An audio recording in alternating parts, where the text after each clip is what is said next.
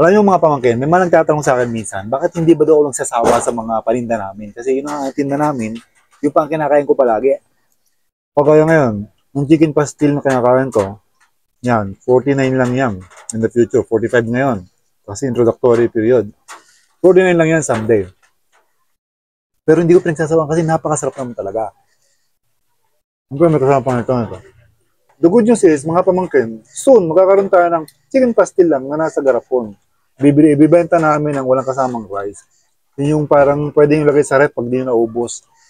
Sa ngayon, puro meal lang, rice meal, chicken pastil, tapos may rice. Hindi talaga nakakapagsawa kahit araw-araw kong kainin to, araw-araw kong ulamin. Hindi nakakasawa talaga ang chicken pastil na. Abangan nyo, magkakaroon na rin kami ng retail pack nito na sa garapon niya na walang rice. Karoon tayo mga pamangkin, no?